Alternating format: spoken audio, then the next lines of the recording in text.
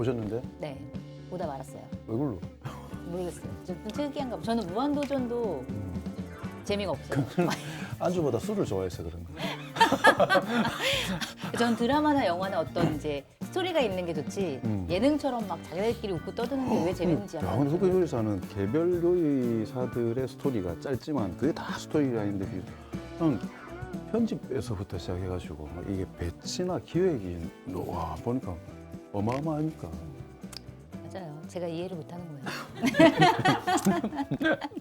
술 한잔 하시고 보면 다 이해될 거예요. 공덕포차와 언제나 함께한 하이트질로 감사합니다. 자, 오늘의 마케타니는 안주는 아니고요. 소개를 해드리도록 하겠습니다.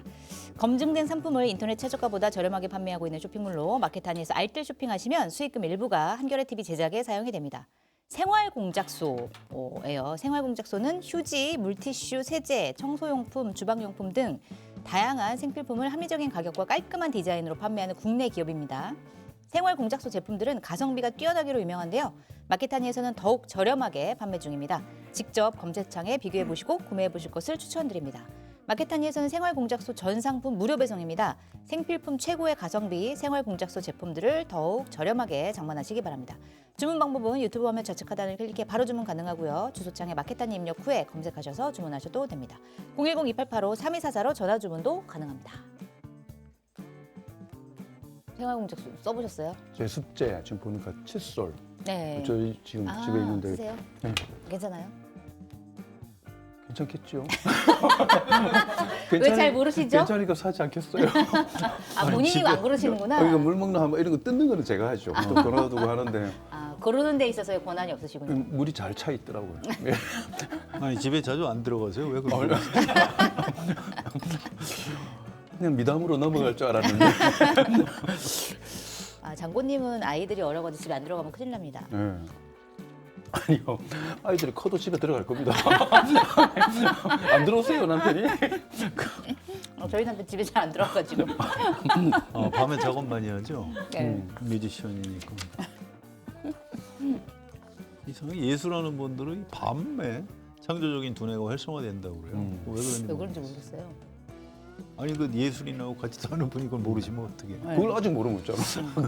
저는 밤에 자고 낮에 일하는 스타일이라. 아니, 근데 보좌관 이런 거 하면서 메시지 쓰는 걸 하거나 이런 거 하더라도 그것도 창조 아무래도 밤에 많이 쓰게 퇴근 되죠. 시간 끝나고 나서 혼자 남아서 하면은 훨씬 자유롭고 잘 되더라고요. 그래요? 집중할 수 있죠. 당장 전화해서 자유로우니까. 낮에 하면은 흐름이 방해자들이 전화 많아요? 때문에 다 끊겨버리니까. 저녁 6시에 정동영 의원이 퇴근하면서 이거 내일 아침 조찬 모임인데 메시지 써달라 그러면 그런 거 쓰셨죠? 아침 조찬 모임 메시지는 6시 이전에 가지요. 그런 약간 일상적인 거는 괜찮은데 되게 큰 기자회견문이나 이런 거는 저는 정동 회장님이나 뭐 지금 대통령님도 마찬가지고 워낙 자기 주장이나 필력들이 강하신 분이 되다 보니까 그럼 더 부담 없어요. 그래요? 그대로 쓸 거라는 생각이 전혀 없기 때문에 제가 그냥 하고 싶은 말을 쭉 적어놓으면 그 중에 필요한 부분들 가져가시고 뭐 많이 반영되면 뭐 기분이 좀 좋지만 네. 그게 아니어도 아, 저렇게 바꾸시는구나. 스타일이 너무 다 달라요. 그래요. 대통령께서는 지금은 조금 안 그러셔도 법률가 율사 출신이시니까 네. 문장이 좀 길고 문장 내에서 딱 이렇게 논리가 딱 있게 가는 거고 네. 정동영 회장님 같은 경우는 이 언론 기자 출신이 되시니까 되게 단문에 짧게 직관성 있게 많이 가시고 네. 그래서 많이 배웠죠. 그러면서. 서한용 기자님이 진짜 짧게 문장을 짧게 쓰기로 되게 유명하시거든요. 제가 항상 그 문체를 되게 좋아하거든요. 왜냐하면 쉽고 신문 머리에 잘 들어와요. 네. 네, 신문 기자들이 되게 길게 쓰는데 그렇게 하면 안 된다고 저는 생각을 해요. 짧게 쓰는 편이고 방송 기자 정동영 의장님 방송 기자를 오래 했었기 때문에 방송 기자 더 짧아요. 맞아. 그래서 본인 말하는 호흡이 좀 있으니까. 그렇습니다. 예. 단어 몇 개로 그냥 승부를 보죠. 그 일리가 있고요. 정치인들은 신문 기자보다는 방송 기자 수준이 좀 유리합니다. 그래서 메시지를 아주 짤막하게 임팩트 있는 단어 몇 개로 구사를 하니까 네. 이제 짧게 하는 게 머릿속에 잘 들어오는 오래 것 남죠. 같아요. 맞습니다. 그리고 특히나 정치적 메시지는 중간에 여백이 되게 중요하기 때문에 그렇습니다. 중간에 조금 약간 생각의 틈들을 줘야지 일일이 다 설명해 버리면 네. 남지 않더라고요. 어. 약간 공명이 되는 메시지들이 필요한데 네. 뭐 잘 적는 것 같죠? 책 하나 쓰시죠. 정치인의 언어. 시작 안 합니까? 아직 시간 남았습니다. 이거 메시지 밤에 쓰시느라고 결혼 늦게 하신 거 아니에요? 뭐 왠지 그랬을 것 같아요. 저녁에 데이트 시간도 없고. 그러실까요? 야 근데 이 그래도 할 사람들은 다 하던데 왜 안 네. 하신 거예요? 행복합니다. 근데 예전에는 국회에서 지금은 생각하기 어렵지만 그 일과 시간 안에 담배를 필 수 있었잖아요. 그렇죠. 그때는 저는 담배를 예. 폈었으니까. 네. 근데 아무래도 직원들 분이나 일하시는 분들이 있을 때는 담배 피는 게 불편하니까 한 7, 8시 이렇게 되면 퇴근하고. 네, 퇴근하고 음악 틀어놓고 담배 피면서 그렇게 할 만한 작업 공간이 그렇게 많지 않잖아요. 아. 보통 사람한테는. 그래서 되게 편했어요. 그것 때문에 결혼 늦게 한 건 아닙니다. 담배를 언제 끊으셨어요, 그러면? 담배는 흔히 말 와이프 이야기 안 뭐라 하는데 왜요? 반대하는 결혼하려면 담배 정도는 끊어줘야 됩니다. 반대하는 결혼하셨구나. 행복하다니까 진짜. 저는 한 7년 정도 됐는데 네. 와이프는 결혼했죠? 8년 된 줄 알죠. 이렇게 얘기해도 괜찮으시겠어요? 오늘 가서 미리 말해야 되겠네. 담배는 아직도 반대하는 결혼은 아닌 거죠? 예? 언제 그랬냐는 듯이. 예. 아, 그렇군요. 오늘 사전 녹화 기네. 아, 오늘따라 맛있네요. 남 놀릴 때가 제일 재밌는 것 같아요. 난 행복하다니까요, 진짜. 아니 근데 성환 선배가 되게 항상 점잖으시다가 딱 한마디 던지시면 그게 되게 네. 결정적인 한마디를 항상 아니 던지잖아요. 이제 충청도 스타일. 많은 걸 돌아보게 만드시잖아요. 당황시키기 상대방. 근데 진짜 1년이 다 갔네. 와, 12월 그러게요. 31일이네. 오늘 마지막 순식간이네요. 날이에요. 와, 진짜. 오늘 저희 방송 보시는 분들 정말 감사합니다. 마지막 날 9시에. 그러니까 마지막 날 방송을 9시에 본다. 마지막 날 9시에 왜 보고 계세요? 아닙니다. 오늘 재밌을 겁니다. 꼭 마지막까지 끝까지 봐주시기 바랍니다. 구독과 좋아요도 눌러주시고요.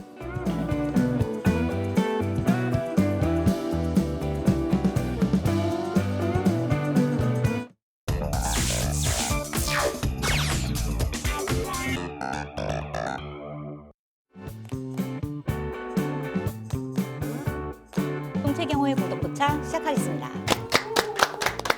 안녕하세요. 저는 한겨레 송채경화 기자고요. 자, 수요일 공덕포차를 책임지고 계신 두 분 소개해드리겠습니다. 성한용 한겨레 정치부 선임 기자 나오셨습니다. 안녕하십니까? 공덕포차의 장고 장형철 KSY 부수장님 나와 계십니다. 안녕하십니까? 자, 마지막 날. 네, 마지막입니다. 오늘. 그러게요. 네. 마지막입니다. 아, 장군님 마지막은 아니고요. 깜짝 놀래. 올해가 마지막이다. 자, 마지막 이슈 뭐 시작을 해봐야 될 것 같은데 아무래도 김병기 더불어민주당 원내대표 사퇴 이야기부터 시작을 해봐야 될 것 같습니다. 뭐 여러 가지가 있습니다. 뭐 갑질, 특혜, 뭐 배우자가 뭐 업무 추진비를 쓴 의혹도 있고 아파찬스 의혹도 있고 뭐 공천 헌금 묵인한 의혹도 있고 여러 가지 의혹이 있어서 결국 김병기 원내대표가 어제 사퇴를 했는데 일단 총평 먼저 여쭤볼게요. 사퇴 어떻게 지켜보셨어요? 뭐 예상했었던 일이고요. 이게 네. 그 바로 전날 밤까지도 언론사별로 전망이 좀 엇갈리더라고요. 네. 대부분 그냥 이 사과하고 뭐 좀 버틸 것이다 이렇게들 특히 방송 쪽에서는 그렇게들 많이 보던데 저는 그렇지 않을 거라고 봤어요. 이거는 좀 그 선을 넘어섰다. 그래서 뭐 사퇴할 것이다 이렇게 생각을 했고 제 예상대로 됐습니다. 그리고 이제 중요한 건 이게 참 묘한데 사실 집권 여당 원내대표가 사퇴했으면 정치적으로 큰 사건이거든요. 그렇죠. 또 이른바 이제 그 정치적인 이유가 아니고 개인 비리 네. 뭐 이런 걸로 원내대표가 사퇴한 적이 없어요. 제 네. 기억에는. 네. 제가 정치부 기자 꽤 오래 했는데 제가 기억이 없을 정도니까 또 다른 정치인들도 나이가 좀 있는 사람들도 그런 적은 없었던 것 같다고 그래요. 그래서 굉장히 큰 사건인데 예. 사람들의 타격감은 별로 없어요. 왜 그럴까요? 왜 그럴까요? 예. 그게 이유가 두 가지인데 하나는 이제 이 이재명 효과인 것 같아요. 이재명 효과요? 예, 대통령 지지도가 워낙 탄탄하니까 네. 원내대표가 뭐 중간에 사퇴를 해도 아니 뭐 그래도 뭐 이재명 대통령이 잘하고 있는데 뭐 이제 이렇게 넘어가주는 뭐 그런 게 있고 또 하나는 이제 국민의힘 효과. 네. 그쪽이 더 엉망이니까 네. 그것 때문에 이쪽은 좀 이렇게 쉽게 용서가 되는 그런 장면. 그래서 어떤 민주당으로서 참 다행이죠. 사실은 원내대표가 중간에 바뀌는 건 굉장히 네. 에, 엄청난 좀 일인데도. 엄청난 불구하고. 일인데도 지금 별 문제 없이 일단 새해로 넘어가고 새로운 원내대표를 뽑고 네. 뭐 큰 타격 없이 이렇게 갈 것 같습니다. 그래요. 큰 타격 없이 갈 것이다. 어떻게 보세요? 게다가 국민들에게 사실은 원내대표는 실제로 가지고 있는 영향력이나 정치적 결정력에 비해서 어쨌든 일반 국민들에게는 정당을 대표하는 건 당대표고요. 특히나 지금 집권 여당에 있어서는 대통령이라는 존재가 있기 때문에 네. 그냥 뭐 여러 당직 중에 하나, 물론 대표성이 좀 있는 거지만 뭐 그런 걸로 비추어져서 타격감이 좀 적은 부분들도 있기는 있을 거고, 더 우려스러운 건 뭐냐면 정치에 대한 기대감들이 크게 없기 때문에 더 그렇지 않을까라는 것 때문에 좀 슬픈 우려가 일이네요, 되고요. 이거는. 예. 네. 근데 이번에도 보면서 느꼈지만은 뭐 정치의 본질은 기본적으로 뭐 가치나 철학 뭐 이런 거겠지만 정치 행위의 본질은 결국은 관계 관리구나라는 생각이 사실은 들어요. 네. 보좌관과의도 관계. 당연히 저는 뭐 김병기 대표 나중에 다 사실로 드러난다면 네. 뭐 만약에 법적으로까지 문제가 되는 부분이 있다면 다 감수를 하셔야죠. 근데 이 부분이 이렇게까지 공격적으로 제기된 이유는 네. 더 깊이 정보들을 나누었기 때문에 틀어져 버리니까 더 타격이 커지는 거지 않습니까? 네. 믿음을 많이 주는 관계였기 때문에 깨져 버리니까 이게 타격이 커지는 건데, 네. 저는 걱정인 게 앞으로 총선이나 이럴 때 이제는 뭐 다른 부정부패 이런 문제가 가장 중요한 좌지우지하는 핵심 요인이 아니고 네. 보좌진들이나 같이 일했던 사람들의 제보나 폭로 이런 아하. 부분들이 네. 이게 정치를 좀 깨끗하게 만드는 발전의 계기가 되면 좋은데, 정치적인 공격으로만 이게 여야 가릴 거 없이 네. 가장 중요한 공천과 선거에 영향력을 미칠 요인이 될 것 같아서 한편으로는 필요한 일이라는 생각도 들지만 한편으로는 되게 정치가 불안정해질 것 같다라는 생각이 좀 네. 들긴 합니다. 뭐 이번에 너무 뭐 걱정 안 하셔도 될 거예요. 요즘 그 여야 의원들이 다 몇 년 전에 나간 네. 보좌진한테 연락해서 뭐 잘 수습하고 있습니다. 아, 그래요? 뭐 잘 지내지. 잘 챙기고 있나요, 지금? 잘 챙기고 있고요. 필요하면 다시 들어와. 뭐. 아니, 김병기 의원 같은 경우에는 거의 이제 쿠팡에 얘기해가지고 거의 이제 뭐 그 거의 회의만한 부분은 식으로 얘기를 했기 때문에 거의 보복? 뭐 그 약간 부분입니다. 수작까지 해가지고. 그러니까 사람이 헤어진 다음에 헤어질 때도 중요하잖아요. 네. 또 헤어진 다음에도 한때 믿고 서로 같이 일했던 사람인데 또 뭐 싸워서 헤어질 수 있어요. 그래도 우리가 한때 이 일을 했는데 그렇게 신뢰하고 했는데 헤어진 다음에 좀 나하고 싸우고 나갔지만 좀 잘 됐으면 좋겠다. 이게 맞는 건데 네. 그렇게 안 하고 어디 취업하는데 뭐 이거 뭐 그 친구 써도 괜찮겠어요 이런 식으로 뭐 사실상 취업 방해한 것처럼 네. 그 당사자들 입장에서는 이제 그 좀 용서할 수가 없는 거죠. 한때 의원님으로 모시고 보좌진으로 일을 했는데 뭐 이 사람들이라고 해서 이걸 다 폭로하고 싶었겠어요. 그게 아니고 우리를 진짜 죽이려고 하는구나. 라고 당사자는 느낄 수가 있습니다. 네. 물론 김병기 원내대표 난 뭐 그렇지 않다라고 주장을 하지만 게다가 텔레그램 문자를 의원 쪽에서 먼저 이렇게 또 중간에 네. 그게 아주 공개를 해봤다. 결정적이었어요. 저는 그것만 안 했어도 네. 사태가 여기까지 안 왔다고 봅니다. 그거는 음. 아주 김병기 원내대표가 잘못한 거고요. 맞습니다. 아무튼 핵심은 헤어질 때. 네. 그러니까 우리 다 그 교훈을 얻어야 돼요. 헤어질 때 헤어질 중요하다. 수는 있으나 헤어진 이유가 더 중요하다. 그러니까 이 애프터 서비스를 아주 잘해야 됩니다. 네. 근데 그거는 좀 고려를 좀 해주셨으면 좋겠어요. 그러니까 그게 예를 들어서 뭐 이게 의원의 상하, 뭐 갑질, 뭐 이런 부분들을 정당화하자는 건 아니지만 네. 저도 보좌관 생활을 이렇게 했었기 때문에 일반인들의 그러니까 일반 국민들의 상식으로 봤을 때는 이해 안 되는 노동의 분야, 그러니까 보좌관으로서의 노동의 분야나 관계, 그다음에 이게 도모하거나 정보를 나누는 것들이 실제로 있기는 합니다. 네. 그거는 이게 관계가 반드시 고용주와 노동자의 관계가 아니라 정치적 동지이기도 하고 동반자이기도 하고 뭔가 세상을 바꾸기 위해서 도모하는 관계이기도 하기 때문에 네. 일반적인 이 근로의 관계는 좀 아니라고 생각이 들거든요. 근데 그럼에도 불구하고 아까도 말씀드렸던 것처럼 결국은 존중받을 만한 사람이 되지 못하면 그 관계가 깨지더라고요. 네. 네. 그래서 정치가 본질이 아까 가치 철학이라고 하는 게 의원이 월급 주는 사람이기도 하지만 존경하는 마음, 존중할 수 있는 마음들을 가지는 정치인들이 많아져야 사실 이런 게 안 생기는 거지. 맞습니다. 근데요, 장모님은 그 같이 일한 의원님들 참 좋은 사람들하고 하신 거예요. 그분들 소수예요, 소수. 아, 표정 아닌 것 같은데요? 행복합니다. 근데 이게요, 묘하게 민주당은 이게 아마 옛날에 이제 그 민주운동하고 이랬던 분들이 많아서 그런지 문화 자체가 의원하고 보좌진의 관계가 일종의 동지입니다. 네, 맞아요. 그래서 기자들하고 의원이 식사할 때도 보좌진을 데리고 다녀요. 네. 맞아요. 그런데 저쪽 보수 쪽, 국민의힘 쪽은 그렇지 않아요. 상호관계가 굉장히 분명하죠. 거기 그냥 이렇게 좀 나쁘게 얘기하면 머슴 취급을 합니다. 그래서 김무성 전 대표와 이렇게 노룩스루 뭐 이렇게 네. 공항에서 나오면서 저쪽에 캐리어를 그냥 보좌진 쪽으로 이걸 밀어버리고 자기는 쳐다도 안 보고 이렇게 나오는. 근데 그게 꼭 그분이 악당이라서 그런 게 아니고 그쪽 문화가 좀 그런 게 있는데 문제는 지금 민주당에서 이게 참 국민의힘의 그 나쁜 문화가 이쪽으로 침투가 되고 있어요. 그래서 이번에 김병기 원내대표가 보좌진을 대하는 걸 보니까 저거는 민주당 스타일이 아닌데 왜 저랬을까 이런 얘기를 참 많이 합니다. 지금 보좌진들이 들어가 있는 그 뭐 블라인드, 네. 뭐 여의도 대나무 숲 뭐 이런 데 있어요. 그런데 들어가면 굉장히 더 리얼한 얘기를 많이 볼 수가 있는데 네. 이 보좌진들, 뭐 다른 의원을 보좌하는 보좌진들도 이 김병기 원내대표에 대해서 굉장히 부정적으로 평가합니다.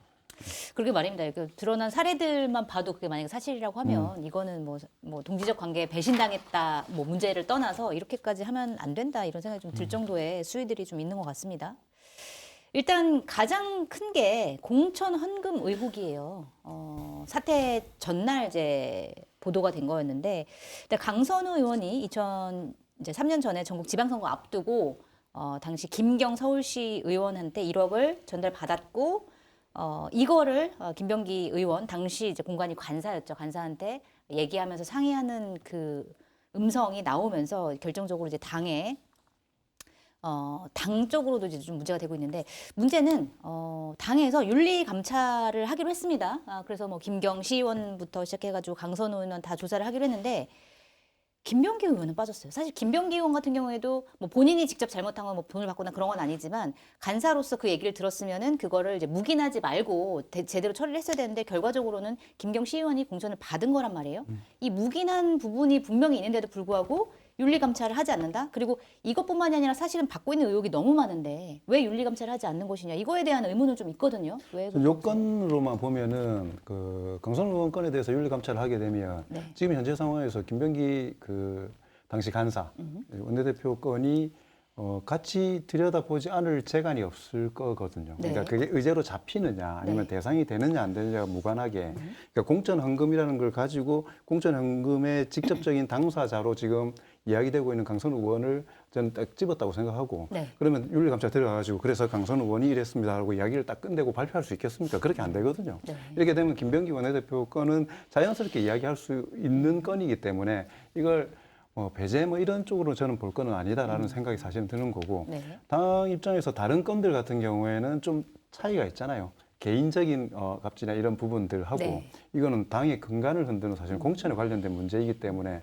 비중이 좀 달라서 대응하는 게 좀 다를 수는 있다라는 생각이 드는데 뭐 사실은 당에서 하든 안 하든 간에 지금 뭐 경찰수사부터 시작해서 다 들어가기 시작할 거지 않습니까? 네. 그러니까 뭐 실체가 밝혀지는 거는 시간 문제일 거라는 생각이 들기 때문에 이걸 어떻게 감당할 거냐 그게 당에서는 더 큰 뭐 고민이겠죠. 근데 사실 뭐 이번 공천 헌금 의혹뿐만이 아니라 다른 의원들 같은 경우에도 뭐 여러 가지 뭐 이런 성희롱 의혹도 있었고 이런 거는 다 윤리감찰 즉시 하라 뭐 이렇게 했었는데 사실 김병기 의원만 빠진 건 좀 의아스럽긴 해 아무리 그래도 아니 사퇴했는데 윤리감찰까지 하라 그러면 너무 가혹하죠. 너무 가혹한가요? 또 밖에서 이걸 자꾸 이제 뭐 정청래, 김병기 둘이 사이가 안 좋아서 이거 이 배후에 이게 정청래 대표가 뭐 여기저기 뭐 자기 친한 언론사 동원해서 지금 김병기 원내대표를 사퇴시킨 거다 이런 음모론도 있어요. 아, 그래요? 있어요. 그건 괜찮겠네요. 친한 언론사가 별로 없으실 건데. 그러니까 한겨레랑 음모론이에요. 이번 기사 제일 열심히 쓴 데가 MBC, 뭐 한겨레. 뉴스타파, 한겨레 이런 네. 데인데 거기가 정청래 대표하고 친하다? 이게 지금 무슨 소리 하는 건지 모르겠어요. 그래서 이제 엉터리 음모론인데 아무튼 그런 시각도 있으니까 정청래 대표로서는 부담스럽죠. 그리고 당이 윤리감찰? 별거 아니에요. 네. 강제 수사권이 이런 거지 없고 않습니까? 예. 그다음에 최종 처분을 할 수 있는 게 뭐가 있어요? 출당시키는 게 끝입니다. 그게 뭐예요? 아무 의미가 없습니다. 그래서 네. 가혹하게 못한 거고 별로 중요하지도 않아요. 어차피 이건 수사, 매우 고강도 수사가 들어갈 수밖에 없고 압수수색 영장 법원에서 발부받아서 금방 들어갈 겁니다. 네. 뭐 그러면 뭐 조사 철저하게 이루어질 것이고 민주당은 앞으로 이제 남은 부분 이거 처리를 어떻게 하느냐 이런 걱정을 해야 될 때죠. 네. 뭐 이 와중에 무슨 김병기 원내대표를 봐줬다 뭐 이렇게 보기 그렇진 좀 않다. 어렵습니다. 그렇게 보기 어렵다. 그리고 아까도 말씀드린 것처럼 국민들에게는 원내대표가 어떤지 모르겠지만 당내나 정치 고관여 쪽에서는 원내대표가 갖고 있는 거기다 집권 여당의 원내대표인데 정치적 무게가 있는 거잖아요. 네. 이게 그러니까 그만두면서 정부에 부담이 될까 봐 그러니까 그 정도 무게가 있는 곳이기 때문에 팩트가 정확하게 나와가지고 결과가 어느 정도 뭐 지금 어느 정도 밝혀지긴 했지만 입증되지 않은 상황에서 사안이 발생했을 때 바로 윤리감찰을 들어가게 되면 그게 있다라는 걸 당에서 어느 정도 인정하는 꼴이 되기 때문에 네. 본인 스스로의 결정을 좀 기다렸다는 측면이 있는 것 같습니다. 아무튼 이게요 참 좀 악성이에요. 사실은 이 정치 고관여층 특히 현장에 있는 정치부 기자들은 김병기 원내대표 될 때부터 서영교, 김병기 둘이 경선을 하면 김병기 의원이 되겠다. 네. 그런데 서영교 뭐 의원도 훌륭한 분이지만 상대적으로 평가를 하는 거니까. 그런데 이게 김병기 이분은 전통적인 민주당 의원들하고 좀 다른 사람이에요. 출신도 그래요? 그렇고. 어떻게 달라요? 일단 국정원 출신이고 어허. 민주당의 국정원 출신이 거의 없었습니다. 또 스타일도 좀 달라요. 뭐 운동권 이쪽 문화하고도 또 다르고 국정원이 굉장히 좀 이 상명하복 이런 집단이고 실무 능력은 뛰어나요. 그 이재명 대표 시절에 사무부총장 하면서 지난번에 공천 실무를 이분이 총괄을 했습니다. 네. 근데 그게 이제 좀 영향을 미쳐서 아마 원내대표에 선출되는데 도움이 됐을 텐데, 근데 그걸 보고 이거 이재명 대표의 안목에 좀 문제가 있다라고 얘기를 하는 사람들이 꽤 있었어요. 네. 그러니까 이 보좌진 이 갑질, 특히 그 부인이 매우 심하게 했다. 뭐 동작동에 네. 뭐 누구 사모 총장 동작동의 뭐 김건희 등등등등등 얘기. 뭐 이제 우리 송치님 얘기하시는 알겠습니다. 제가 얘기했습니다. 저는 제대로 듣지도 못한 거예요.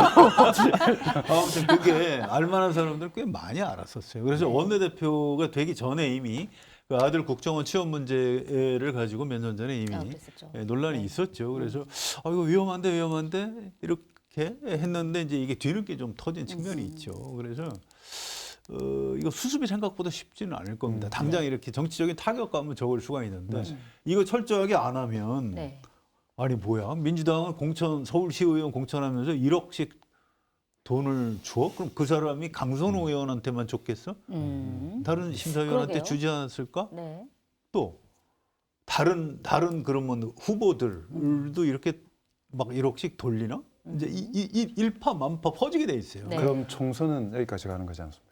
총선 한 10배쯤 뭐 액수가 올라가겠죠. 총선은 10억.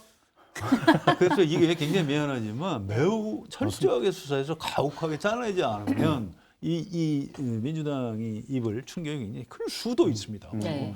그러니까 이건 말 그대로 철저하게 수사를 해야 그래서 되죠. 이 부분도 지금 말씀하셨던 것처럼 그 김병기 원내대표 됐을 때 그 원내대표 선거할 때 더 친명이 누구냐 뭐 이런 이야기를 하면서 김병기 대표 그 원내대표가 그때 사무부총장 하면서 합을 잘 맞췄고 그래서 더 친명이고 근데 이게 지금 대통령 그때 당 대표의 인사 스타일을 잘 모르기 때문에 하는 이야기거든요. 네. 그러니까 뭔가 썰어야 될 때는 날카로운 칼을 선택하는 분이고 날카로운 칼은 손에 베일 가능성이 있지만 네.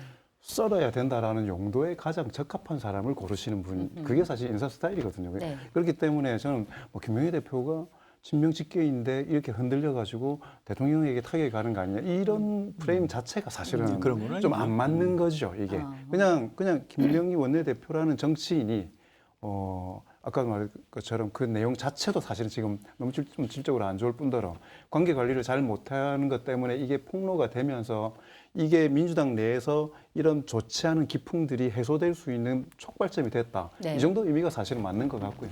그걸 굳이 친 어떻고 그래서 뭐 지금 진행되고 있는 최고위원 선거하고 연결시키고 이런 건 진짜 되게 되게 그냥 그림 그리기 좋아하는 뭐 그런 거라고 생각이 듭니다. 그럴 일은 아니에요. 맞습니다. 그런데 이제 이재명 대통령의 리더십, 인사 스타일에 약간 문제가 있는 거예요. 그러니까 네. 필요한 일에 필요한 도구를 쓴다.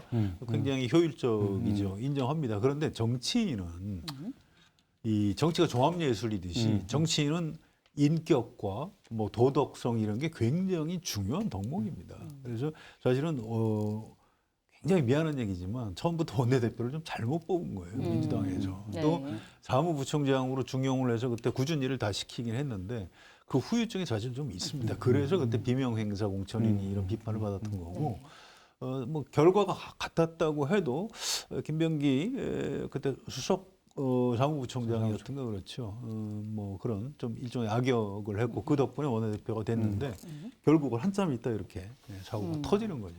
이게 정말 지방선거뿐만이 아니라 총선까지도 문제가 된다. 그러면은 사실은 당 전체적으로. 그런데 문제가 생길 수 상식적으로 저는 제가 이제 저도 기자 오래 했기 때문에 민주당 안에서 공천이 어떻게 되는지 좀 알거든요. 있- 네. 사실은 그렇지 않아요. 그러니까요. 동공천 사라진 지는 오래됐습니다. 그래서 이건 굉장히 예외적인 예외적인 거죠. 사건인데 맞습니다. 예. 일반 국민은 믿지 않을 겁니다. 맞아요. 맞아요. 이걸 보면 예. 뭐야 이거 막 몇 억씩 뿌리는 거야? 이럴 수가 있어요. 그래서 이건 매우 철저하게 끌어내야 그런 오해를 피할 수 있다. 자, 그러면 이제 사실은 이 공천 헌금 관련해서는 김병기 의원은 묵인 뭐 한 거지만 헌금 진짜 이제 돈을 받았다가 돌려줬는지 여부는 알 수 없지만 강선호 의원 같은 경우에는 어떻게 되는 거예요? 어렵죠. 야, 고난의 한 해를 보내네요. 강선우 의원은. 근데 네. 뭐 뒤에 어떻게 처리됐건 간에 즉시 돌려주지 않았고 네. 그렇지 않습니까? 그리고 이게 받고 예를 들어서 그 보좌관이 받았든 어쨌든 간에 그럼 그 보좌관인들 신뢰해서 강선우 의원을 보호할 수 있느냐 또 그런 관계도 아닌 걸로 깨져 있는 상황이잖아요. 네. 야, 이 정치활동 쉽지 않을 거다.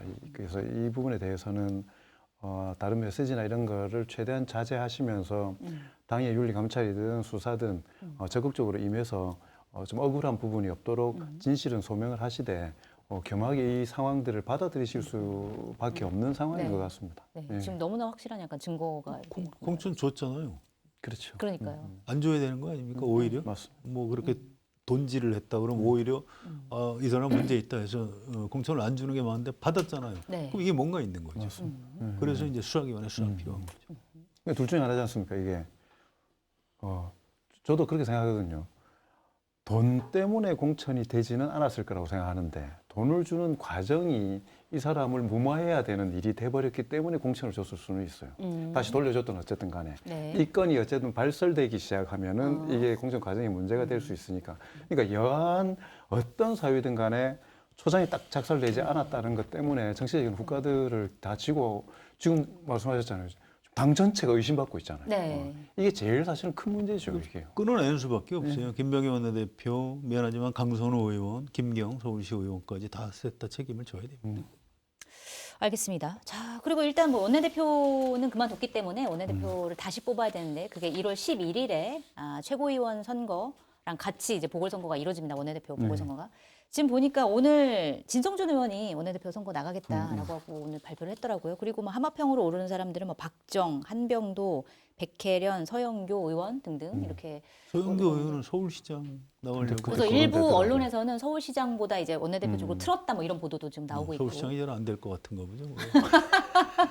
그 아니 말씀을 왜냐하면 네. 제가 그 서영교 의원의 얘기를 못 들어서 그래요. 못 드셨구나. 네, 이름이 오르내리더라고요. 오늘 좀 네. 오르내리더라고요. 그래서 이게 근데 어쨌든 지금의 구도가 원내대표는 이재명 뭐 대표 쪽이고 이재명 대통령 쪽이고 그다음에 정청래 대표는 당권파 뭐 이렇게 해가지고 서로 간에 어떻게 보면 갈등도 있고 균형도 뭐 맞추고 막 이렇게 해왔는데 지금 이제 이쪽에 빠져나가다 보니까 그러면 누가 원내대표가 들어오느냐 최고위원들의 구도는 어떻게 되느냐 최고위원들도 지금 토론회 하는 거 보니까 당권파 비당권파 나눠가지고 어떤 데서는 이재명 대통령이랑 같이 잘해야 된다 여기서는 뭐 정청래 대표를 중심으로 해야 된다 막 이렇게 서로들 이제 다투던데 이 구도가 어떻게 될지 이거는 좀 어떻게 보세요?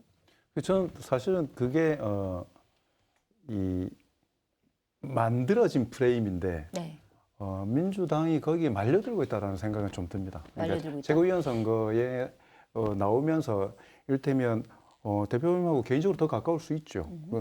그리고 대표와 정치적인 활동이나 목소리들을 지금까지 많이 맞춰온 사람들이 있을 수 있지 않습니까? 당직을 하면서 문정부 의원 같은 경우는 당직도 했었고 이성윤 의원님은 당직을 했었습니까? 어쨌든 지금까지 할 때 같이 여러 가지 손발을 맞췄으니까 오히려 그런 분들이 일체감 그다음에 당은 하나다라는 메시지들을 내면서 색깔을 조금 이렇게 줄였어야 되는데 이게 선거라는 게 묘한 게 뭐냐면 어쨌든 당선이 돼야 되는 거잖아요. 네. 그러면은 한 5명이 지금 나왔는데 이 중에 3명이 되는 거지 않습니까? 그러면은 자기 시장을 정확하게 딱 이렇게 확보를 해야 되니까 네. 발언이 세질 수밖에 없는 겁니다. 근데 그걸 한 번 정도 좀 자제를 해야 되는데 뭐 지금 결국은 딱 보니까 여론조사 결과나 이런 걸 보면 이성윤 후보님은 어느 정도 뭐 되는 것 같고 그다음에 강덕구 의원님도 어느 정도 되는 것 같고 그럼 결국 한 자리 나눠놓고 지금 이건태 후보냐 문정부 후보냐 뭐 이런 것 같아요. 누가 되냐에 따라. 근데 언론에서 딱 이미 프레임을 잡아놨잖아요. 네. 이건태, 진명, 여인, 친청. 야, 이 누가 되냐에 따라서 이 결과에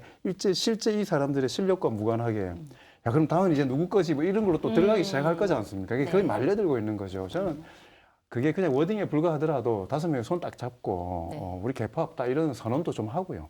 그런 류의 좀 정치적 액션들을 해가지고 불식시킬 필요가 있다라고 생각이 듭니다. 네. 그리고 어쨌든 간에 원내대표가 누가 되고 뭐 친청 친명이 뭐든 간에 당은 정청래 대표를 중심으로 지금 가고 있는 겁니다. 중간에 불협화음이 좀 있었다 하더라도. 네. 그리고 누누이 말씀드리지만 저는 대통령 입장에서 정청래 당대표가 가장 현재 단계에서는 최선의 카드라고 생각이 들어요. 안 맞지 않을 겁니다. 네. 알겠습니다. 어떻게 보세요? 이 부분은요. 저는 당원들한테도 좀 책임이 있다고 생각해요. 이게 지난번 전당대회 후유증이 지금까지 이어져 오고 있는 겁니다. 네. 그때 뭐 정청래, 박찬대 두 분이 아주 치열하게 경합을 했죠. 네. 뭐 끝났으면 좀 그만해야 되는데 그 이후에도 이제 SNS 대화방에 전 이제 양쪽에 다 들어가 있는데 아니 국민의힘보다 더 심하게 욕을 해요. 이를테면 박찬대 의원 지지했던 당원들은 정청래 때문에 지금 뭐 민주당이 엉뚱한 데로 가고 있다 막 맨날 욕하고 또 이제 반대로 정청래 대표 지지했던 당원들은 박찬대 무슨 엉터리다 그러고 이번에 저 김병기 원내대표도 뭐 문제가 있다 이런 식으로 해요. 물론 그런 당원들이 좀 극성 당원들이 좀 있을 수는 있는데 이제 그 프레임이 이제 이른바 여권 내 권력투쟁 프레임하고 딱 들어맞거든요. 네. 그러니까 이제 언론이라든가 아니면 뭐 유튜브 하는 사람들 또 뭐 페이스북에 글 쓰는 이런 분들은 자꾸 그 구도로 들여다보고 있는데 그 빌미를 제공한 거는 사실 당원들도 있어요. 그러니까 같은 편인데 왜 그렇게 서로를 증오하는지, 왜 이를테면 국민의힘보다 같은 당 안에 있는 사람들을 왜 서로 그렇게 미워하는지 이게 좀 굉장히 좀 풀기 어려운 숙제 중에 하나입니다. 네. 근데 앞으로도 그래서 이게 지금 과장되어 있습니다. 일단 명청 대결이란 말 자체가 좀 말이 안 되죠. 아니 이재명과 정청래가 적이에요. 그 말이 안 되는 얘기. 옛날 청나라 명나라 뭐 이 얘기 하는데 아니 말이 안 되죠. 아니 정청래 대표가 무슨 다음 대통령 되려고 지금 야심을 가진 뭐 그런 정치인도 아니고. 그런 정치인 아닌가요? 아니죠. 아니에요. 설사 그런 게 있다고 해도 지금 대통령 된 지 6개월밖에 안 된 이재명 대통령하고 지금 이 말씀을 제일 섭섭하게 생각하실 수도 있습니다. 권력 투쟁을 한다고요? 그러니까요. 그건 성립되는 게 아니에요. 혹시 임기 절반쯤 지난 다음에 뭐 다음 대통령 자리를 놓고 뭔가 현재 권력과 미래 권력이 싸운다. 이게 권력 갈등이지. 지금은 그렇지 않고요. 당원들 이제 이런 뭐 팬덤 최고위원 후보로 나간 분들도 내가 어떻게 해야 표를 많이 얻느냐. 이제 이것 때문에 이제 서로 그렇게 자극하고 하는 거죠. 그런데 자꾸 이제 말려 들어가는 측면이 있다고 아까 장관님이 얘기하신 게 저도 일리가 있다고 보고 그거는 물론 정치인들이 책임을 져야 되지만 좀 강성 당원들도 조금 같은 당원들끼리 왜 그렇게 서로 미워하고 싸우는지 이 부분은 조금 자성이 필요하다고 봅니다. 그러니까 대통령과 당대표의 가장 일치하는 이해관계는 뭐냐면 지방선거 승리거든요. 네. 그러니까 지방선거 승리가 당이 지방선거를 승리하지 못하면 국정 운영의 동력이 다 빠져버리는 거고 대통령의 지지율이 유지되지 못하면 지방선거에서 승리할 수 없어요. 그렇죠. 그 같이 가야 된다. 다음에 뭐든지 간에 그 다음에 뭐 당대표 연임을 노리고 있다. 지방선거 승리 못하면은 당대표 연임이고 뭐고 아무것도 없어요. 다 죽는 건데. 네. 그렇기 때문에 그 기준에 있어가지고 절대 부딪힐 수 없습니다. 예, 조율할 정도의 대상이고 그리고 아까도 말씀하셨던 것처럼 지금 현재는 두 사람이 적도 아닐 뿐더러 당대표가 이게 급이 낮다 이런 개념이 아니라 같은 클래스가 아니에요. 그 얘기 맞는데요? 예. 클래스가 맞네. 클래스가 그렇네요. 근데 집권 1년차 지금 지지율이 60% 가까이 달리고 있는 맞습니다. 가장 강력한 집행력을 가지고 있는 행정부 수반과 여당이지만 집권 여당이지만 당 대표 수단이 달라요. 주먹의 크기가 다릅니다. 네. 그렇기 때문에 저는 정청래 대표 그 부분을 가장 잘 아실 분이기 때문에 제발 이 프레임이 좀 빨리 좀 어떻게 좀 이게 좀 해소돼야 되겠다라는 생각이 듭니다. 사실은 뭐 지금 이제 뭐 최고위원이나 아니면 원내대표 보궐선거 끝나고 난 다음에는 아마 선거 구도로 갈 거기 때문에 또 당내의 갈등보다는 그러니까 뭐 야당이랑 어떤 방식으로 경쟁할 것이냐 그쪽으로 프레임이 또 전환이 될 것 같다. 그러니까 최고위원 선거 결과나 원내대표가 이제 후보 등록이 1월 5일인가 그럴 겁니다. 지금 누가 등록할지 알 수 없어요. 네. 그리고 정치부 기자들이 제일 예측이 많이 틀린 게 원내대표 선거 결과입니다. 맞아요. 그렇죠, 맞습니다. 이게 의원들이 다 선거의 귀신들인데 네. 귀신들끼리 모여서 귀신 대장을 뽑는 게 네. 원내대표 선거라서 항상 많이 틀려요. 그래서 이번에 지금 섣불리 누가 될지 알 수 없는 거고 제가 이 말씀을 왜 드리냐면 이 결과를 가지고 또 최고위원 3명 누가 되는 거야. 이걸 결과를 가지고 이건 뭐 친명의 승리다. 친청의 승리다. 이렇게 해석하는 언론사가 있을 겁니다. 네. 믿지 마세요. 맞습니다. 절대. 대부분 언론사가 다 그럴 것 같은데. 그 사실이 아닙니다. 아까 말씀하신 대로 제가 공덕부처에서 그 다음에 설명을 해드릴게요. 원내대표 선거 나오면은 각 후보자들이 자기가 딱 가지고 있다는 표 다 합치면 우리나라 국회의원 한 1,000명 되잖아요. 그 숫자 다 더해버리면. 맞아요. 근데 다 믿고 있지. 결국 말씀하셨던 대로 원내대표 선거는 뭐 이렇게 세력의 승리의 문제가 아니고 물론 기본적으로 작동하는데 그 개인의 선거더라고요. 그렇습니다. 개인의 친분 관계, 그다음에 그 개인이 가지고 있는 신뢰, 자산 이걸로 거의 결정이 나는 거더라고요. 보니까 당일날 다 바뀌죠. 연설을 해서 한 20표가 왔다 갔다 합니다. 거기에 의해서 승부가 갈려요. 그래서 지금 이건 뭐 명청 대결이니까 누가 되면은 뭐 정청래 쪽이 승리하는 거고 이런 분석 앞으로 나올 텐데 절대로 믿지 마세요. 절대 믿지 말아라. 강조를 믿으실 몇 것 번씩 같아. 믿으실 것 같은데 공동표 쳐봤는데 우와 이겼습니다. 성환용 기자님의 말씀을 믿겠습니다. 예. 네.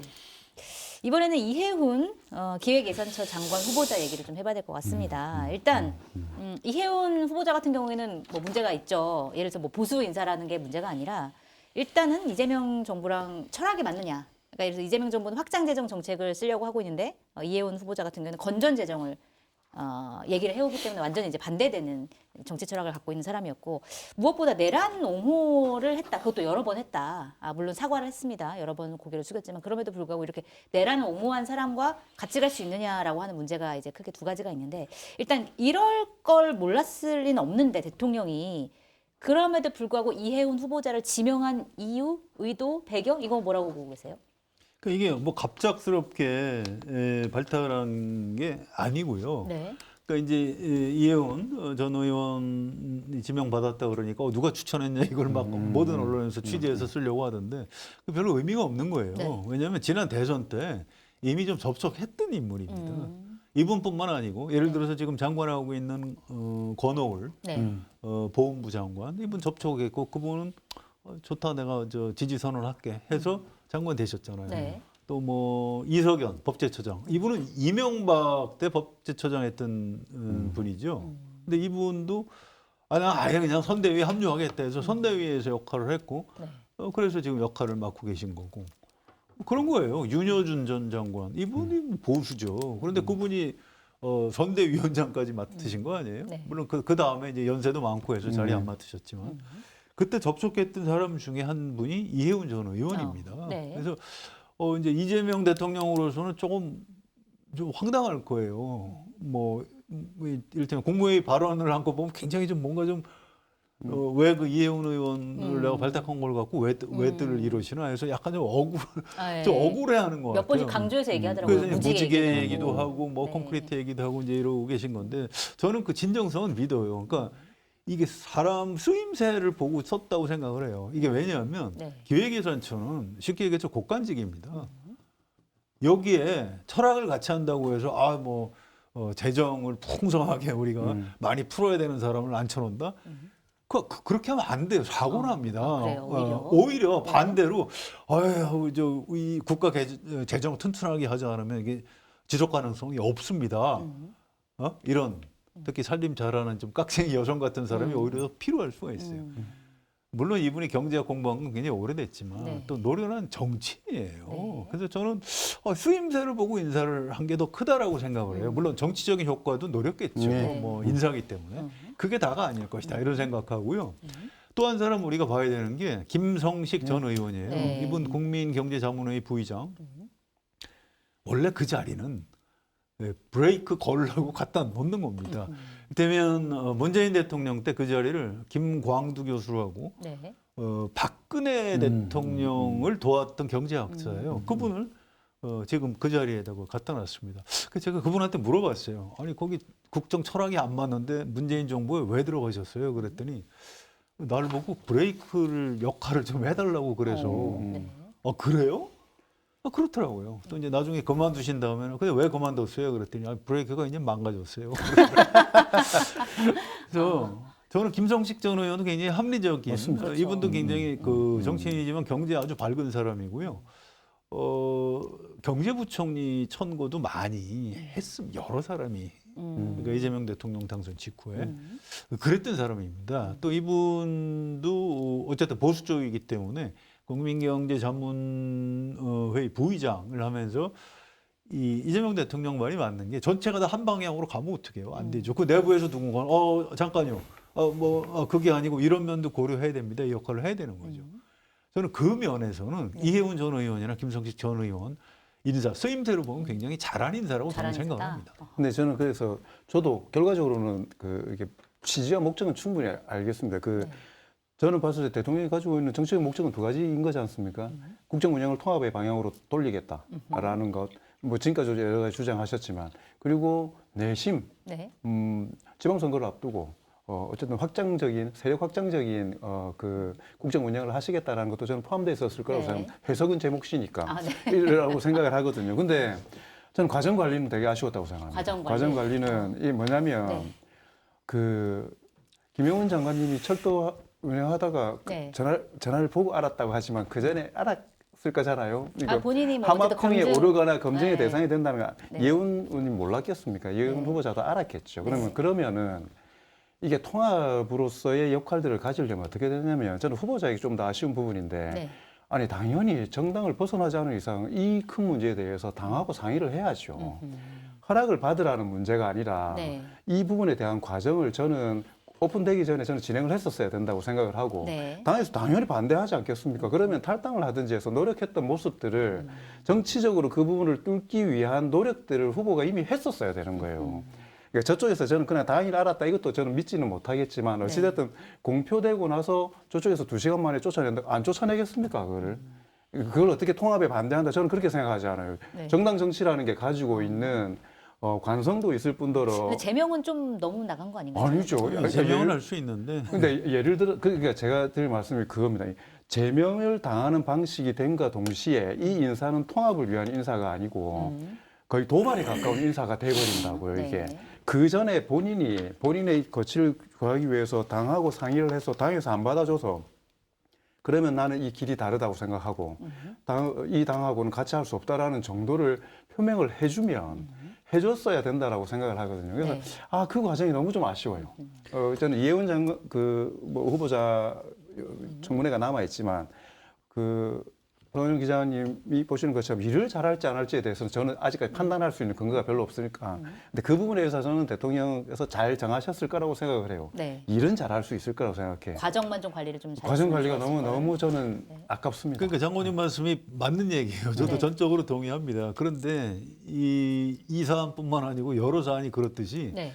국민의힘에서 대처를 잘못하는 바람에 네. 그 문제가 해소가 돼 버렸어요. 어떻게 무슨 말씀이신가요? 대통령실 분위기가 아주 좋습니다. 네. 이게 사실은 네. 국민의힘에서 좀 충격을 받고 네. 이게 뭐지? 막 이렇게 좀 당황하는 모습도 보이다가 하루 이틀 지나서 내부에서 시끌시끌해서 제명을 했다. 이렇게 됐으면 이게 이재명 대통령 너무한 거 아니야? 뭐 이렇게 됐을 텐데 그게 아니고 당일날 제명해 버렸잖아요. 네. 그리고 이제 표현을 해도 무슨 친일 부역자 이렇게 표현을 했어요. 네. 그리고 당일날 막 아주 잔인하게 어떤 그 보수 신문 어떤 논객이 이수일과 심순애, 뭐 김중배 다이아몬드에 눈이 멀어서 뭐 있잖아요. 고전 신파고 그 얘기를 이 상황에 빗대서 그러면서 심순애를 욕하기 전에 이수일 너는 뭐냐? 너 그렇다고 너 그 내용이었구나. 제목만 좀 봤었는데. 심순애를 왜 때리냐? 김중배 앞에서 아마 저도 그거 안 봤는데 아마 저 데이트 폭행 비슷하게 뭐 여자를 때렸던 모양이에요. 결국 다이아몬드 때문이 아니라 폭행 때문에 떠난 거다. 그런 건 아니에요. 뭐 다이아몬드 와, 따라가기 어려운데. 그래서 지금 국민의힘 처지가 이수일과 심순애에 나오는 이수일처럼 더 한심하다. 심순애가 다이아몬드에 눈이 멀어서 팔려간 그것도 문제가 있지만 야 그렇다고 그거를 그러면 저 여인이 나를 왜 떠났을까? 조금 정찰하고 반성하는 거 신용이라도 해야지. 그거 없이 바로 발길질을 해? 이런 나쁜 놈 이렇게 되는 거다 세상이. 그 비유가 전 매우 적절하다고 생각을 해요. 그래서 국민의힘에서 이 사안에 대해서도 대처를 굉장히 잘못하는 바람에 아까 과정상의 문제점이 지금 사라졌다. 휙 사라졌고. 근데 문제는 뭐냐면 이 인사에 대해서 바라보는 두 가지 관점이 있는 거지 않습니까? 국민의힘에서 이런 배신자 관점이 있고 그 정부 지지자들 네. 그리고 민주당 지지자들 중에 이건 뭐지가 여전히 있습니다. 네, 이게. 내라놓고. 그래서 저는 그 과정이 중요했던 건 뭐냐면 국민의힘의 동의를 얻겠다라는 문제가 아니라 내부 지지자들에게 이 후보가 최선을 다하는 모습들로 설득할 수 있는 기제들이 필요했다라는 거거든요. 네. 물론이죠. 근데 그 부분에 있어서는 물론 사과를 하죠. 근데 그 사과가 중간 과정이 생략된 사과지 않습니까? 이게 장관 후보자로 지명되고 나서 바로 그 이전까지 단 한 번도 당내에서 그런 부분에 대해서 성찰의 과정을 겪었거나 이런 증거 없이 네. 장관 자리 딱 앞에 놓고 사과한 거잖아요. 네. 이게 진정성을 얼마나 인정받을 수 있을 거냐. 그게 청문회가 엄청난 양쪽 진영 모두의 입장에서 이 후보를 받아들일 수 있는데 큰 관점이 될 거다라는 생각이 저는 듭니다. 그 걱정은 별로 안 들고요. 청문회 걱정을 별로 안 하세요? 아니 걱정을 드는데 이유가 다른 거죠. 네. 그게 아니고 이게 참 묘한 지점인데 이게 장관 인사를 여러 명이 한꺼번에 하면은 그 청문회를 동시에 하면은 맞아. 분산되죠. 좀 분산이 분위기가 되는데 분산되는데. 이런 식으로 이제 혼자 청문회를 하게 되면 그 전에 청문회 전에 언론 검증이 먼저 있죠. 네. 그런데 문제가 이를테면 그런 뭐 윤석열 탄핵에 뭐 반대하고 뭐 이런 걸 했다. 네. 그건 그나마 좀 정치적인 건데 그거 말고 엉뚱한 문제가 튀어나올 가능성이 있어요. 엉뚱한 거요? 예, 그렇습니다. 예를 들면 뭐 어쨌든 지금 많이 정치를 나오고 오래 있는 게 뭐 하셨으니까. 보좌관 갑질이 여기도 있을 것이다. 뭐 이런 아직 등등. 근거는 없지만 그런 그런 것들이 겁니다. 좀 예, 그런 겁니다. 나올 수도 그러니까 있다. 이런 얘기가 나와요. 헤어진 다음에 사후 관리를 얼마나 잘하셨는지 이런 것도 좀 걱정이 되고. 네. 국민의힘이 총력을 서울- 기울이고 있겠죠. 지금 찾아내려고. 그렇습니다. 또 이제 서울에서 서초에서 국회의원을 3번 했지요. 네. 이제 그 정도 하면 뭐 이렇게 구김살이 없을 수가 없습니다. 정적도 있는 거고. 그래서 그런 부분에서 좀 의외의 이런 공격 지점이 나올 수가 있습니다. 그래서 최종적으로 이해운 후보자가 기획재정부 장관에 임명될지 그건 저도 잘 모르겠어요. 아직 시간도 많이 남아 있고 굉장히 좀 위험한 상황인 건 맞는데 그 이유가 무슨 뭐 이건 정치적인 배신이다. 이것 때문에 공격받는 거는 우리 지금 걱정하는 것보다 그렇게 크지 않을 수 덜할 있다. 것이다. 이렇게 봅니다. 근데 사실 이제 그러니까 보수 인사라고 하더라도 계엄에 대해서는 잘못됐다라고 얘기하는 사람들이 굉장히 많은데 뭐 예를 들어 뭐 유승민 전 의원이라든지 이런 분들도 사실은 계엄에 당연히 이제 반대하고 그다음에 보수 인사들도 계엄에 많이 이거는 말이 안 된다. 보수 언론도 다 그렇게 얘기를 했고 그런데 하필이면 왜 계엄을 옹호하고 하필이면 우리가 윤석열을 구해야 된다고 얘기한 사람을 왜 썼냐. 이게 지지자들의 불만인 것 같아요. 물론이죠. 네. 그건 좀 불만 타당하고요. 근데 그거는 이재명 대통령의 해명이 저는 맞다고 생각을 해요. 더. 그러니까 빨간색은 우리나라 공동체 사람의 자격을 상실하는 거냐. 나는 빨간 사람도 좀 쓰는 게 맞다고 생각한다. 넥타이도 빨간색, 파란색, 하얀색 섞어서 네. 그러면 내가 꼭 민주당 사람만 써야 되겠냐. 뭐 이런 얘기예요. 근데 그거는 이렇게 또 보셔야 돼요. 이재명 대통령이라는 사람이 뭔가 좀 깊이 있는 철학과 이념형 정치인인가요? 그렇지 않아요. 이분은 나 중도 보수라고 하셨고 네. 이 외교하는 거 보세요. 뭐 이분이 뭐 친북이에요, 친중이에요, 무슨 소리 하는 거예요 지금? 오히려 친미인 것 같고 완전히 국익 중심 실용 외교. 그래서 지금 지도가 그렇게 높은 겁니다. 일단 우리는 동의하고 있지 않은 거죠. 지금. 약간 뭐 아니. 미심쩍은 듯이 듣고 있습니다. 지금. 굉장히 이를테면 실용주의자인 거예요. 네. 그래서 사람을 쓰는 데 있어서 아마 과거에 뭐 그런 뭐 문제가 있지만 그렇다고 내가 필요한 사람을 못 써? 이렇게 실용적으로 생각할 가능성이 저는 꽤 있다고 생각을 해요. 그래서 그 부분에 좀 제가 이렇게 좀 여유 있게 얘기하니까 굉장히 좀 우리 송채 기자가 저를 좀 그렇죠. 약간 뭐 이상하다 이런 의아하게 말하고 있습니다. 저는 대한민국 대통령이 되기 전에 네. 정당이 후보였을 때하고 대통령이 된 다음은 또 다르다고 생각합니다. 근데 저는 또 달라요. 그래서 그러니까, 예. 이재명 대통령이 뭐 이해운 후보자에 대한 뭐 제가 평가가 아니고 이런 식의 파격적인 발탁 인사, 통합형 인사 이건 굉장히 점수를 좀 높게 주고 싶습니다. 근데 저는 그러니까 이게 엄청나게 국민들에게 관심이 현재 있는 문제는 아니지만 헌법 존중 정부혁신 TF를 지금 네. 하는 거지 않습니까? 네. 1월 달까지 계엄이나 탄핵 이런 부분들에 대해 가지고 이 정상적이지 않은 이 기여를 했던 공무원들에 대해서 인사상의 불이익을 주겠다라는 거잖아요. 네, 그렇죠. 그럼 반성하면 되나요?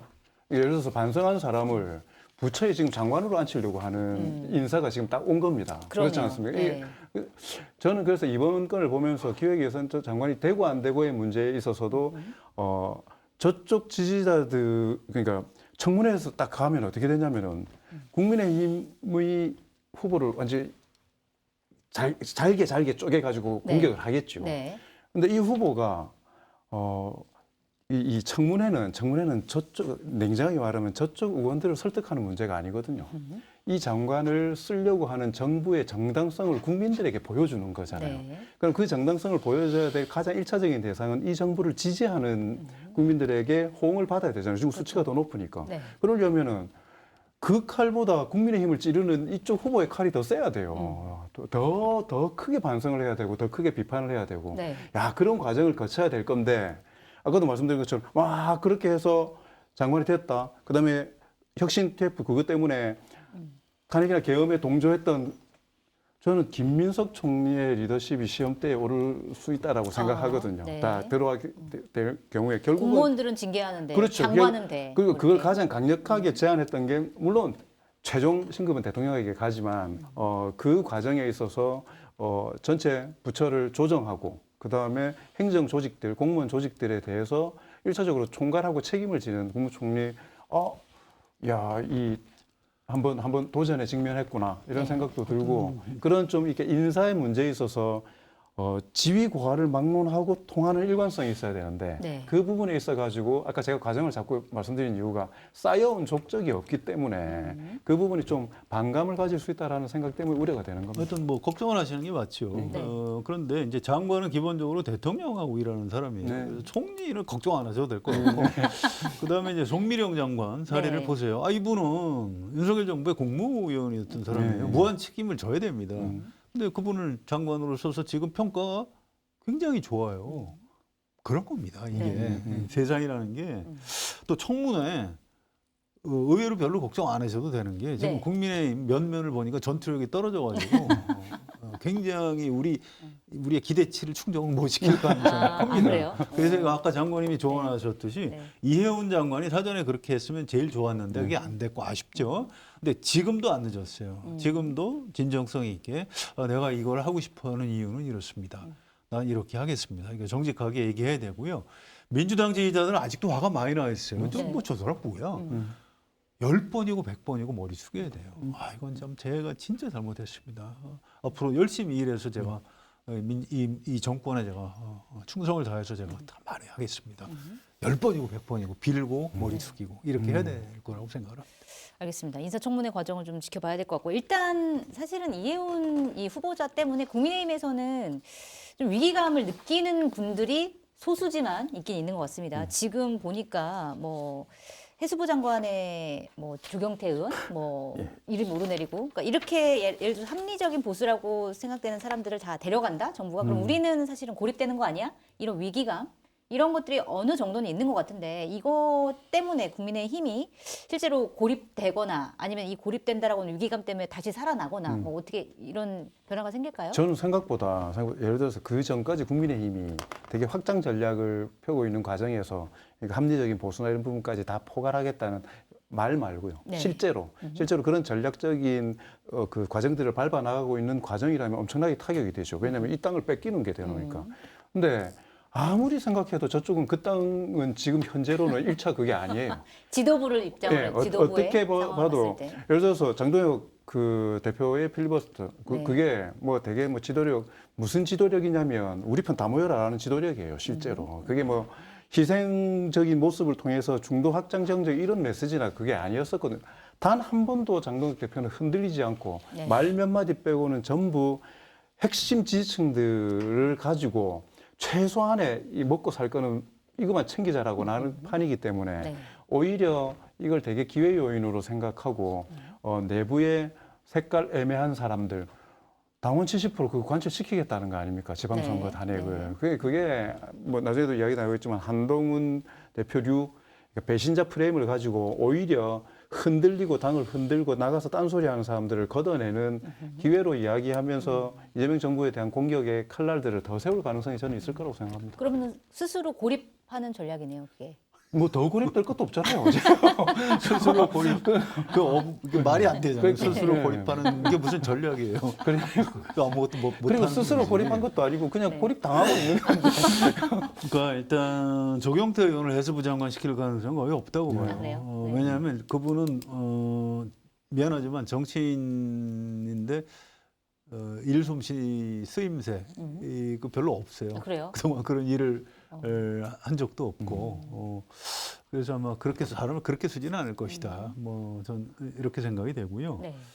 또 이제 장동혁 대표가 자주 하는 말 중에 내가 다 생각이 있다. 근데 그건 아닌 것 같아요. 네. 별 생각이 없는 것 같아요. 아니 오늘까지만 딱 가고 이제 내일부터 1월 1일부터 달라지는 거 아닐까요? 아니 들어간다? 그렇지 않습니다. 원래는 생각이 없으시네. 1월 1일부터 달라질 것이다 했는데 하도 이제 보수 신문에서도 비판을 많이 하니까 네. 일정을 좀 땡겼다. 그래서 12월부터 달라지고 있대요. 네. 근데 아 그런 거였어요? 그런 지금 거였구나. 뭐가 달라졌냐? 그랬더니 무슨 정책 얘기를 했대요. 그랬더니 무슨 얘기를 했냐? 그랬더니 했대. 네. 근데 뭐예요? 우리 머릿속에 안 남아 있잖아요. 했겠죠. 뭐 거짓말 했겠습니까? 어디서 했겠지 뭐. 그러면 안 한 겁니다. 네. 그런 거예요. 정치인이 하는 말은 국민이 어떻게 평가해 주느냐가 중요한 거고요.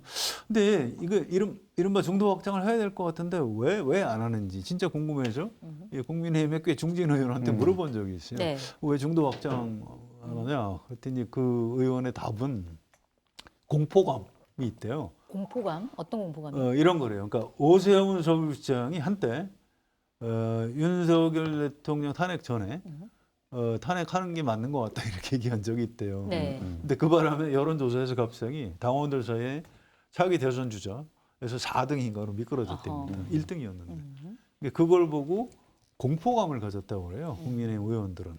이게 윤 어게인이라는 주장이 옳지는 않지만 저 사람들이 현재 우리 당 안에서 힘을 가지고 있구나. 네. 장동혁 대표가 그걸 모를 리가 없다는 겁니다. 그래서 무슨 뭐 다 생각이 있어서 하는 게 아니고 중도 확장을 하고 싶어도 할 수가 없는 거예요. 무서워서. 그러니까 거기 올라타는 게 생각이죠. 아무튼 그래서 이 상황은 다 같은 얘기를 하고 있는 것 같아요. 스스로의 고립 전략도 마찬가지고. 그래서 이 상황은 생각보다 앞으로 장동혁 대표가 이 상황 타개하기가 좀 어려울 것이다. 이렇게 보더라고요. 네. 알겠습니다. 마켓단이 소개하고 마지막 이슈 가도록 하겠습니다. 검증된 상품을 인터넷 최저가보다 저렴하게 판매하고 있는 마켓단이 쇼핑몰에서 가성비가 뛰어나기로 유명한 생활 공작소의 다양한 상필품을 더욱 저렴하게 무료 배송으로 만나보시기 바랍니다. 주문 방법은 유튜브 화면 좌측 하단을 클릭하시거나 포털에서 마켓단이를 검색하셔서 주문하시면 됩니다. 자, 마지막 이슈는 한동훈 국민의힘 전 대표 이야기인데 오늘 우리 썸네일이 아주 재밌습니다. 가족의 계정.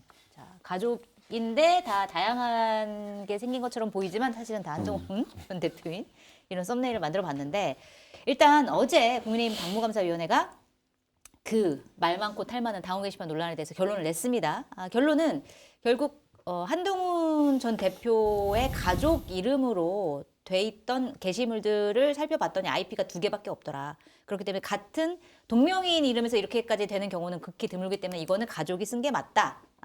라고 얘기를 했고 여기에 한동훈 전 대표에게도 관리 책임이 있다. 이렇게 결론을 냈고 징계 같은 경우는 윤리위에서 담당하는 거기 때문에 윤리위에 이 결과를 넘겼습니다. 이제 윤리위는 지금 윤리위원장이 없기 때문에 윤리위원장이 임명된 뒤에 아마 징계가 이루어질 것으로 보이는데 한동훈 대표는 굉장히 반발하고 있어요. 일단 그 한동훈 대표 반발하는 것 전에 하필이면 이 시점에 왜 이런 발표를 했느냐 이거는 좀 어떻게 보고 계세요? 그죠. 배현진 의원이 뭐 그렇게 지적을 했더라고요. 네.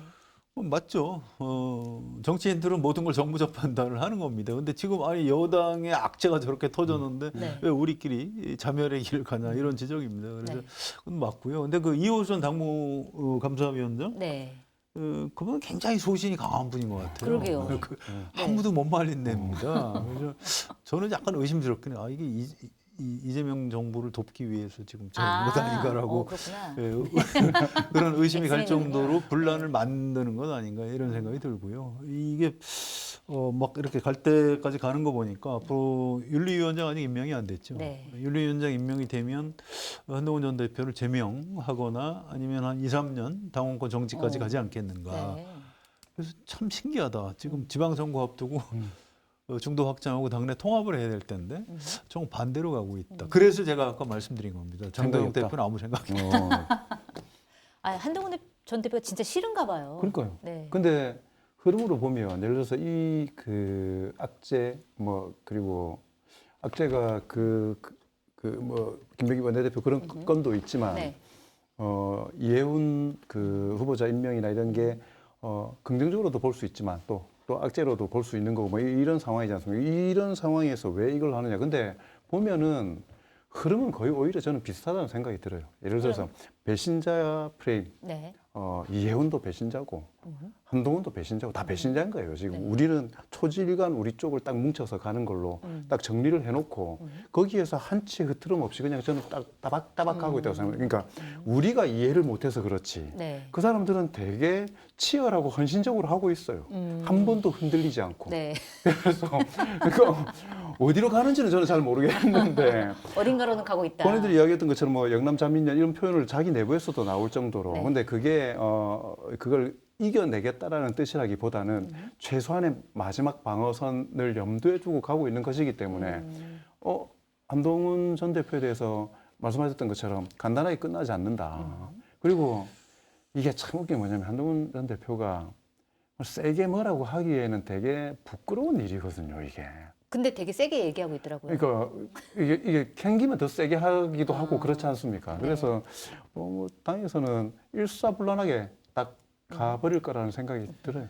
그 배경에 국민의힘도 강성당원들이 있거든요. 네. 그분들도 이제 당원들 지분을 확대해 달라 해서 지금 70% 내놓으라는 거 아닙니까? 조금 더 있으면 100% 내놓으라고 할 겁니다. 이 우리 썸네일에 나와 있는 저거하고 매우 비슷하지만 다른 그림을 어디 가면 보실 수 있냐면 네. 국민의힘 당사 여의도 당사 앞에서 제가 이제 그 앞에 매일 지나다니니까 보죠. 이 피켓팅을 합니다. 여성 당원들이. 저 썸네일에 있는 그림하고 매우 닮았지만 다른 한동훈 네. 전 대표의 얼굴을 한번 직접 보세요. 제가 더 이상 묘사 안 할게요. 네. 아무튼 그 정도로 싫어해요. 네.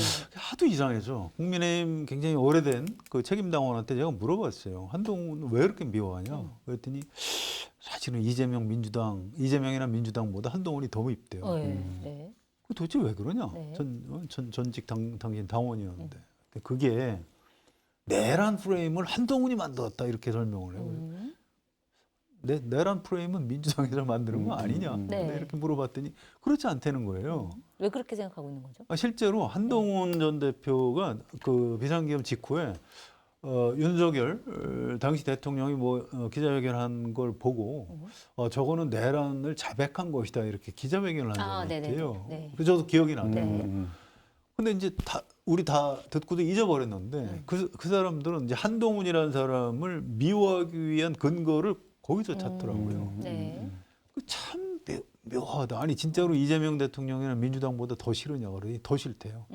저건 무조건 우리 도저히 같이 갈 수 없다. 그래서 쉽지 않겠네요. 한동훈. 그렇죠. 그래서 쉽지 않겠다. 이게 단순히 그냥 정동영 대표의 정치력 부족이 문제가 아니고 그 안에 그러니까 윤 어게인을 외치는 강성당원들이 한동훈하고 도저히 같이 정치를 할 수 없다 이렇게 주장을 하고 있는 겁니다. 네.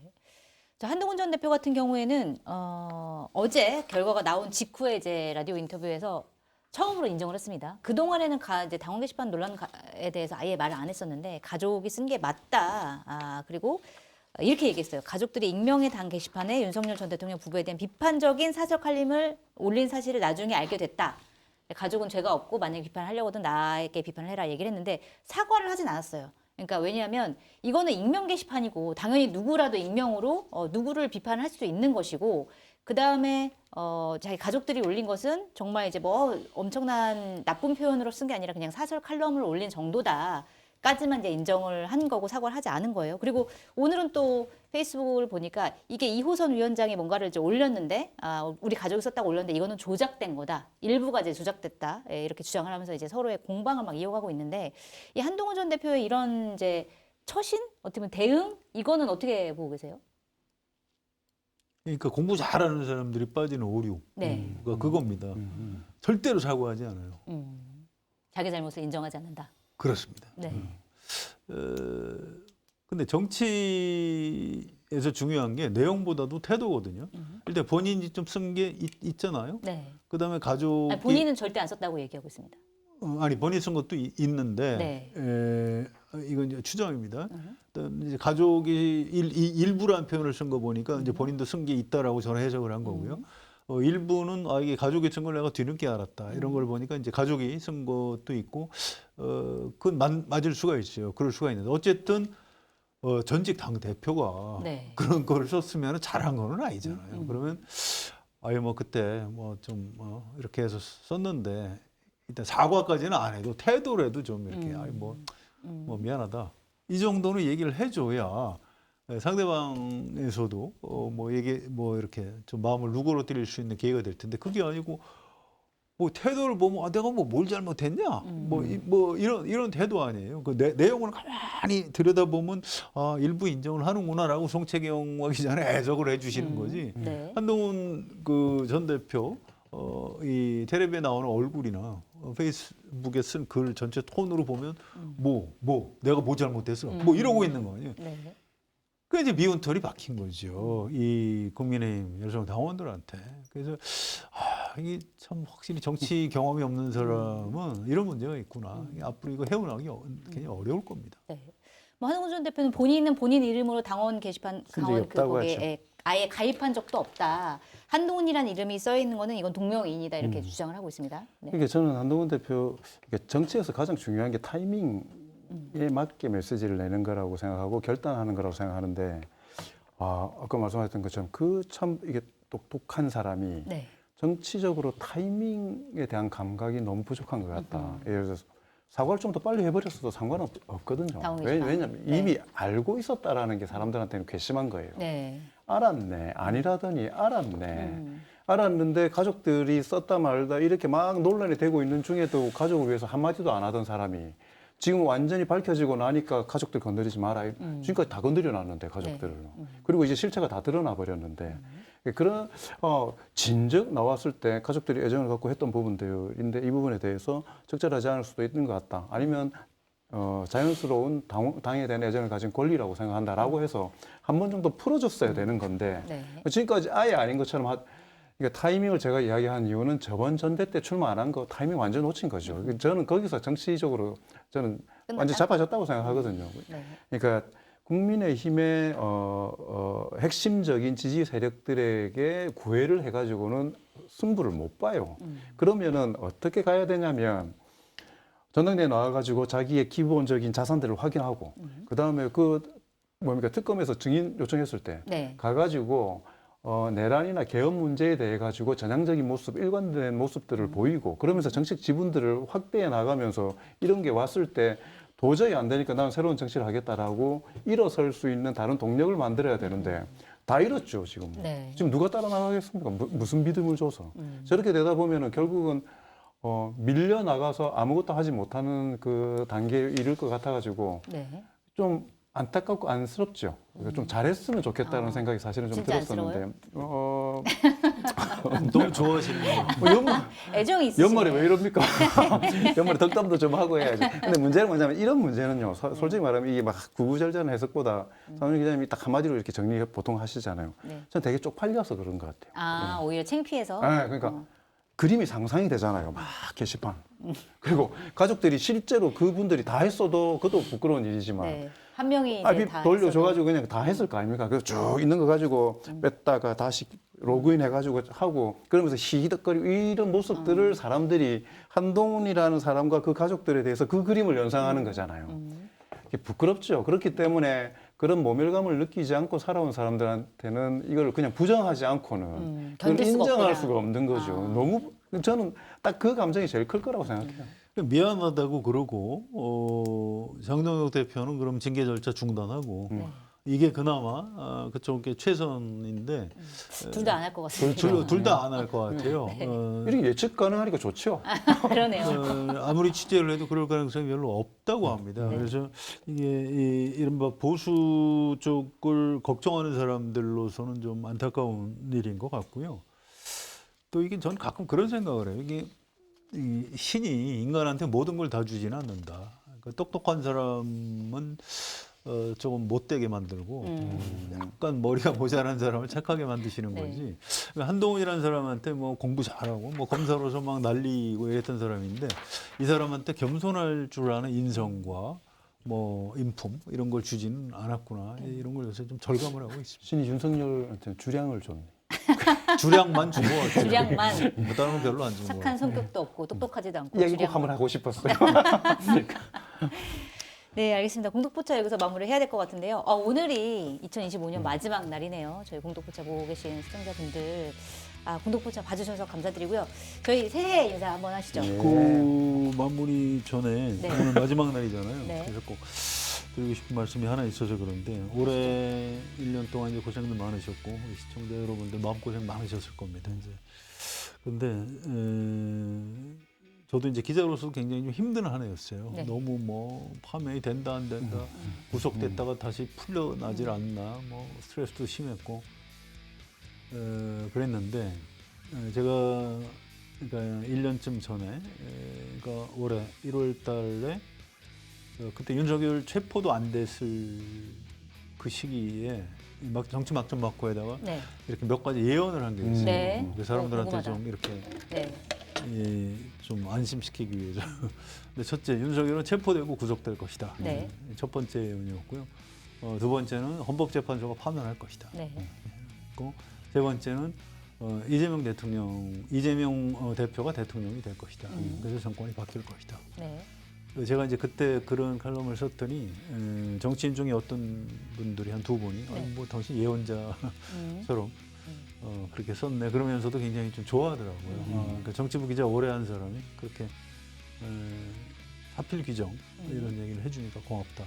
근데 그분들하고 또 최근에 한 번에 다시 또 통화를 했습니다. 그래서 내 말대로 그렇게 되지 않았냐 그랬더니 맞다 그러면서 우리 대한민국 국민이 참 맨날 하는 얘기지만 그래도 진짜 참 대단하고 위대하다.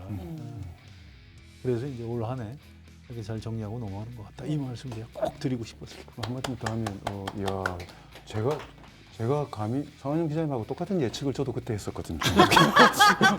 이게, 마음속으로 어디 기록을 네. 좀 남겼어야 어평하기? 되는데. 예. 수고하셨습니다. 끝이에요? 짧게 네. 한마디 하고 싶으셨구나. 알겠습니다. 자, 네, 여기까지 우리 예언자 두 분과 함께한 공동포차였습니다. 자, 여러분 새해 네. 복 많이 받으시기 바랍니다. 저희 공동포차 매주 화수목밤 9시에 방송하는 거 아시죠? 왜 성함들 안 하세요? 하나, 둘, 셋 하고 같이 하기로 해놓고. 알겠습니다. 예. 다시 시청자 여러분 시작. 새해 새해 복 복 많이 많이 받으세요. 받으십시오. 네, 감사합니다. 저희는 내일 밤 1월 1일 밤 9시에 찾아뵙도록 하겠습니다. 감사합니다. 내일도.